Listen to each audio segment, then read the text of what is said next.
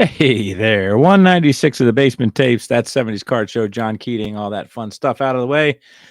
1970 Kellogg's we talked about in episode 195. 196 is 1970 Kellogg's football, and not much different than the baseball, other than there's big, hairy football players wearing gladiator type uniforms and just crazy time to be a football player, if you ask me. And I have 28 of these that I've acquired through many different means, but most importantly, my friend out there, Lee in Chicagoland, has, I think he gave me my first 70 Tops football Kellogg's and many more, or perhaps more, but been off and running since then. So I've got 28 of these, much more than the baseballs, or many more, as you should probably say that. 60 of these total, 225 a pop, average value $134.75. Total value $50 to $100 for a set of 1970 Kellogg's football 3D cards. The 1970 Kellogg's football card set of 60 cards was Kellogg's first football issue. The cards have a 3D effect and are approximately 2.25 by 3.5 inches. The cards could be obtained from boxes of cereal or as a set from a box tops offer. 1970 Kellogg's set can easily be distinguished from the 71 Kellogg's by recognizing the color of the helmet logo on the front of each card. In the 1970 set, this helmet logo is blue, whereas with the 1971 set, the helmet logo is red. The 1971 set also is distinguished by its thick blue with white spots border on each card front, as well as by the small inset photo in the upper left-hand corner of each reverse. The key card in this set is O.J. Simpson, as 1970 was O.J.'s rookie year for cards. So 60 of these. Let's look at the top three. Of course, O.J. Simpson's probably in there. I have the 70 Tops. O.J., I do not have the 70s Kellogg. So Unitas, Simpson, and Butkus and Gale Sayers are your top three right there. Let's get over to TCDB. Take a look at some of these shiny buttes. Again, 60 cards, 70 Kellogg's. Teams represented are the Falcons, Colts, Patriots, Bills, Bears, Bengals, Browns, Cowboys, Broncos, Lions, Packers, Oilers, Chiefs, Rams, Dolphins, Vikings, Saints, Giants, Jets, Raiders, Eagles, Steelers, Chargers, 49ers, Cardinals, and the Redskins. It's all in a diaphragm, folks. Hall of Famers, there are 29 of them. Eller, Otto, Dawson, Butkus, Karras, Wilson, Robinson, Greasy, Stenerud, Warfield, Renfro, Wilcox, Kelly, Little, Mackey, Olson, Barney, Jones, not Barney Jones, Lem Barney, and Deacon Jones. Hayes, Allworth, Zonka, Bell, Simpson, Bolitnikoff, Sayers, Jurgensen, Lilly, Unitas, and Maynard. Packaging, of course, we had our boxes. Look at old Dick Butkus there on your box of Raisin Bran, backed up by a smaller Leroy Kelly. Kids get one of 60 3D Pro Football cards free inside this package. That's what she said. Let's see. You could get autographed three-dimensional picture card of a pro football star with his player record. Kids free inside this package is an exciting 3D picture card of one of 60 great pro football stars. Fun to collect, fun to trade with friends. Folks, fun to collect, fun to trade with friends. Okay? Cards printed with full color, three-dimensional picture of player and his autograph. That's a facsimile, of course. Back of card has player's pro football record. Cards are big, 2.25 by 3.5 inches, the same size as large football cards shown on this package. So that's what the Leroy Kelly is there to show us. 60 different 3D pro football cards to collect. Get one card free in each specially marked package of Kellogg's cornflakes and or Raisin Bran. There is the card inside of the paper, I believe, packaging that goes inside your cereal box. And back then, I believe the cereal would have been held inside of a wax bag inside and sealed, either crimped or by wax. But wax bag inside of there.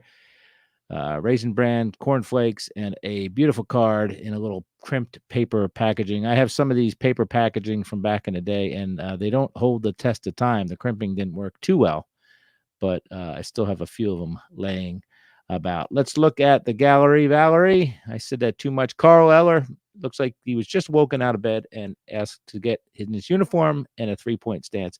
Blue helmets, as we say.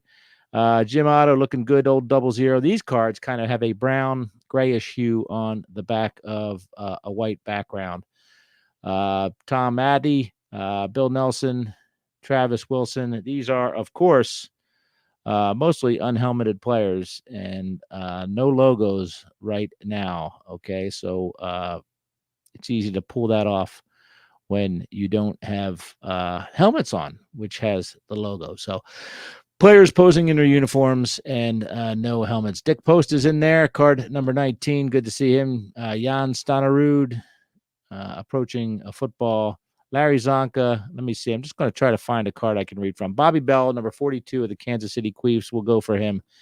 Has Bobby Bell, Kansas City Chiefs, position linebacker, age 30, height 6'4", weight 228.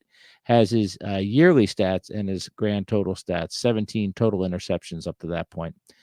College background, two-time All-American tackle for Minnesota in 1961 and 62.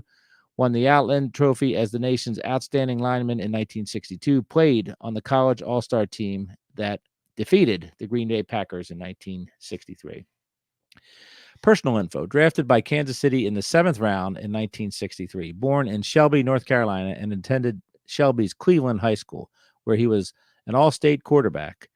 Hobbies are music, dancing, swimming, and basketball. Pro honors, all AFL in 1965, 66, 67, 68, and 69. Played in AFL All-Star Game following 64, 65, 66, 67, 68, and 69 seasons.